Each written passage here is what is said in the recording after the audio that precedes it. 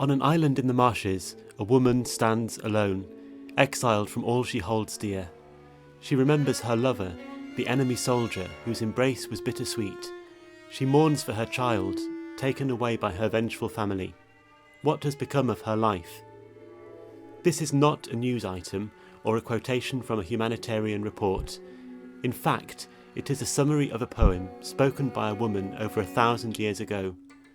This poem, known as Wolf and Erdwacker, is written in Old English, the ancestor of our modern language. Why have this woman's words survived when the stories of so many others have been lost? How can a piece of music without words express the meaning of a poem? How can a dancer's movements convey the poet's thoughts and emotions? How can technology process the sounds of a string quartet to suggest layers of meaning and memory?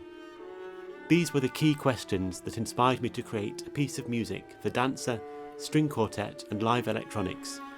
My name is Edmund Hunt. I'm the composer of Different Islands, and I'm the person who first instigated this project.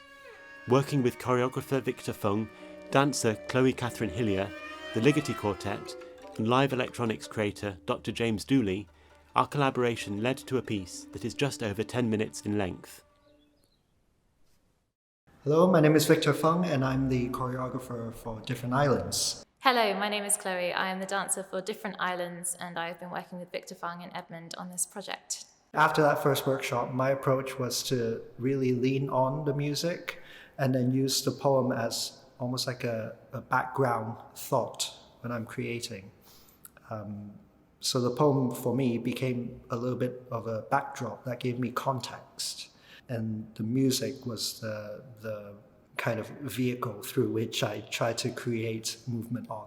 I see the relationship between the poetry, the dance and the music quite linearly. So for me, I feel the poem fed into the composition of the music, and then the dance was a physical manifestation of the music. So to me, it sort of started with poetry, the composition, and then the choreography, each feeding into the other, and the final output is the aesthetic of the dance.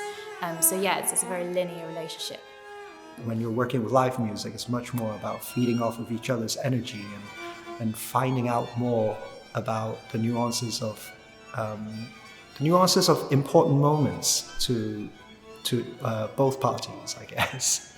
And yeah, I really look forward to that, actually. This is just a glimpse into the creative process that led to Different Islands. In live performance, a woman's voice from 1,000 years ago becomes embodied and reanimated, leaving a trace within every element of the piece. For just over 10 minutes, audience and performers relive the essence of her words. Yet within this shared, live experience, each person will make their own meaning from what they see and hear. How do we respond to a voice that speaks of so much sorrow and loss?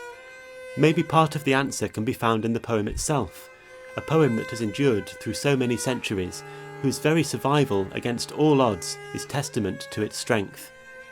Although we do not know her name, the poet's thoughts and emotions live on in her words. Is this also a message of hope for us today? People may easily separate that which was never joined, our song together.